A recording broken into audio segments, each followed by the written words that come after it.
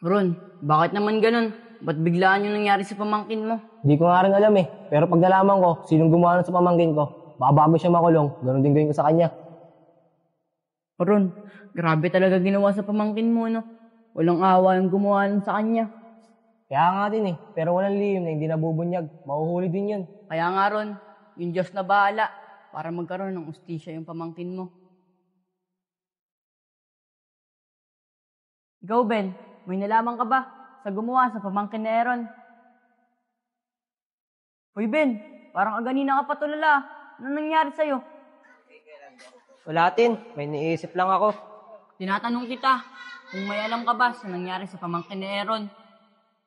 Wala tin. Nagulat nga din ako nung nabalitaan ko tungkol doon sa nangyari sa pamangkin ni Aaron. Kaya nga eh.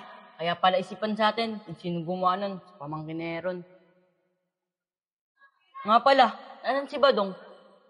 Hindi ko nga din alam eh. Simula kasi nung nilibing yung pamangkin ni Aaron, hindi ko na siya nakikita. Paano? Dito na muna ako. May pupuntahan pa kasi ako eh. Sige, Benz. Dito na lang kami ni Aaron.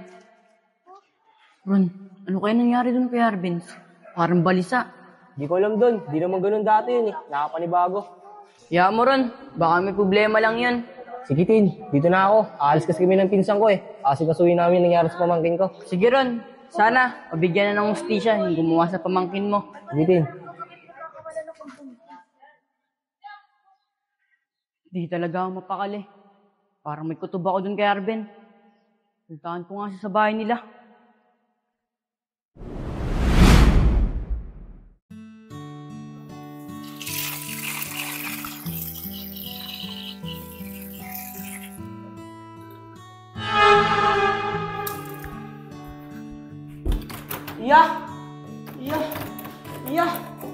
Iya!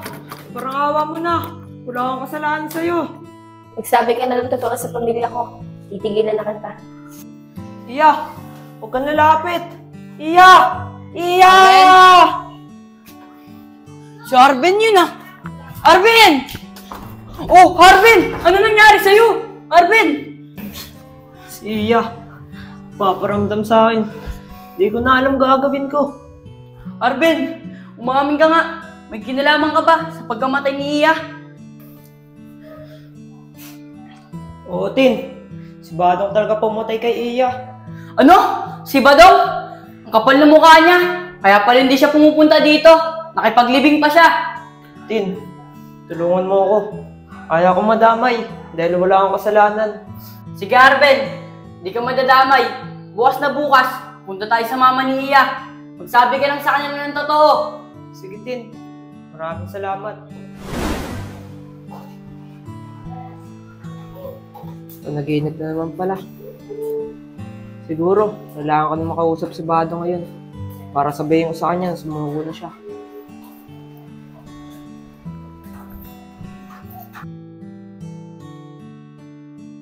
Anak, napakaganda mo talaga.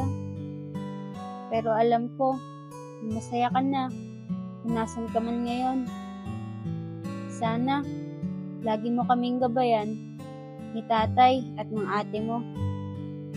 Alam mo ba, nak? Miss na miss ka na namin. Anak, sobrang mahal na mahal kita. O, Nay! Picture yan ni Iya. Patingin nga po. Nay, sayang no? Graduating pa naman si Iya. Kaso Nay, kahit di natin ginusto yung nangyari sa kanya, wala tayong magagawa. Kasi Nay, nangyari na po eh. Kaya nga anak eh.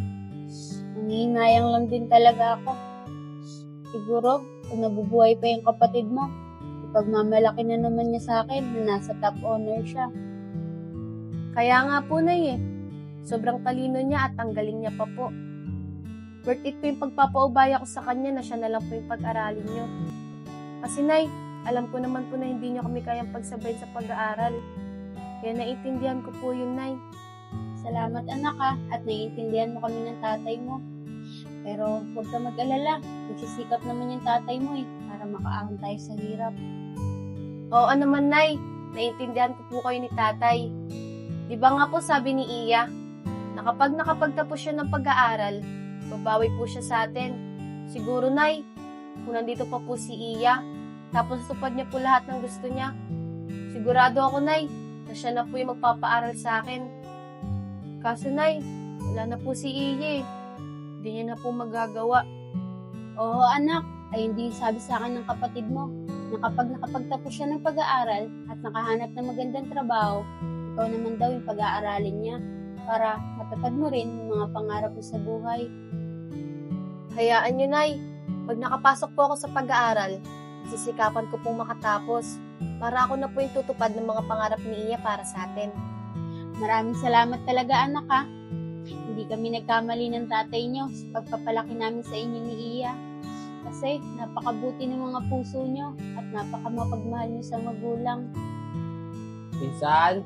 Pinsan! Sandali lang anak, Tito Aaron mo.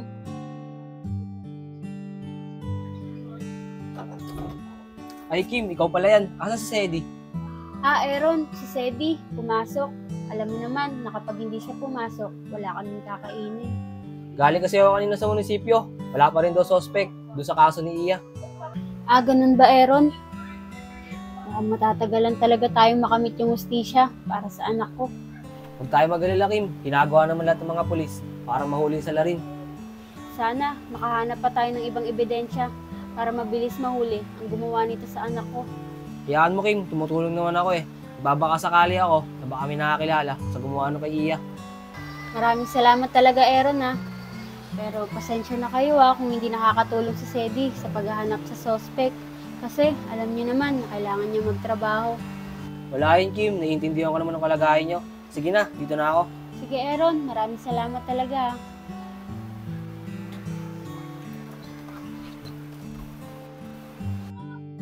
O, Nay, ano po pinag-usapan niyo ni Tito Aaron? Anak, tungkol dun sa kaso ng kapatid mo. Wala pa daw kasi nakikitang suspect sa gumawa nun sa kanya. Hayaan niyo po, Nay. Huwag po tayo mawawala ng pag-asa. Mahanap din po yung gumawa nun sa kapatid ko. Kaya nga anak kailangan talaga nating manalangin para managot na yung gumawa nun sa kapatid mo.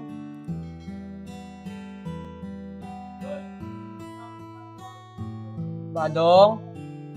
Badong? Oh, si Arbenz yun ah. Ba't kaya?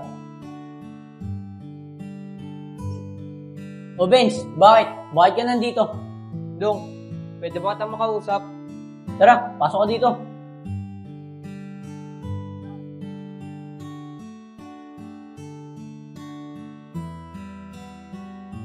Oh, Benz, ano ba yung sasabihin mo? Dong, 2 araw na kasi sana nagpaparamdam si Iya. Hindi nakain ng konsensya ko. Kaya sana ba, Dong, umamin ka na ikaw yung pumatay kay Iya. Ano, papamini mo ko? Naibang ka na ba? Badong, maawa ka naman sa pamilya ni Iya. Pati na rin kay Iya. Nagpaparamdam siya sa akin at nanghihingi ng hustisya. Kaya sana ba, Dong, sumuko ka na. Di nga ako naawa kay Iye. Sa pamilya niya pa kaya. Kung ngayon lang sasabihin mo sa akin, pwede ka na umalis. Badong, kung ano sabihin sa kanila, ako na lang magsasabi sa pamilya ni Iya. Ano? Magsusumbong ka? Talaga magsusumbong ako dahil hindi nakain ng konsensya ko sa ginawa mo kay Iya. Arbenz, kaibigan mo ko. Pero kung gaganyanin mo ko, talo-talo na lang tayo. Oo, Badong, magkaibigan tayo. Pero nag-iba na yung tingin ko sa'yo. Simula ka na pumatay ka ng tao. Kaya simula ngayon, hindi na tayo magkaibigan.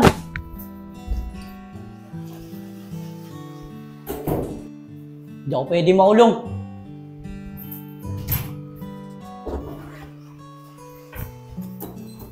Arbenz, di pa tayo tapos. Dapat lang sa'yo yan, dahil traitor ka. Ron, sino bang hinihintay natin dito? Hinahantay natin ng pamangkin ko, si Kikay. Pupuntahan natin ng bata na pinagtulungan nila ng aral. Nasa si Iya. Ganun ba? Sana kilala nung bata. Yung kasama niyang lalaki, yung gabing pinatay si Iya. Kaya nga para magkaroon na ng suspect kung sino talagang pumatay kay Iya. Di ba, Aaron? Dito lang pinatay si Iya sa lugar natin. Malamang, tiga dito lang din gumawa nun sa kanya. Kaya nga din ayan din iniisip ko. Tara na, nandiyan na si Kikay.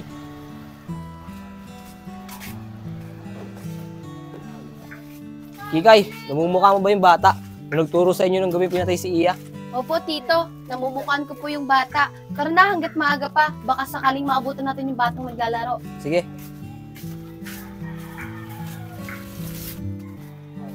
Tito, dito po namin nakita yung bata. Pero wala po siya dyan. Tito, doon may mga bata. Tara puntahan natin. Baka sakaling nandun siya. Sige, tara. Tito, ayun po yung bata, naglalaro. Sige, ako nakakausap. Bata, pwede ka ba makausap?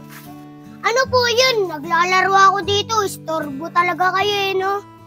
Ah, bata, gusto lang sana namin magtanong. Di ba sa'yo kami nagpasama noong nakaraan? Yung nanay ko, dun sa bodega. Gusto lang sana naming malaman kung kilala mo ba yung lalaki o namumukaan mo siya. Yung lalaki, hindi ko po yun namumukhaan kasi po ang dilim eh. Sige na po, doon na po kayo. Naglalaro po ako dito. Istorbo kayo. Sayang, Tito. Di kilala nung bata. Wala bata kasi nakakita. Pero kung medyo may edad-edad pa yun, panigurado, nakikilala niyo yun. Oo nga, Tito. Kung kilala niya yon, madali natin mahanap at makikilala kung sino yung gumawa sa kapatid ko. Pero hayaan mo na. Umuwi na muna tayo kasi baka hanap na ako ni nanay. Sige, tara.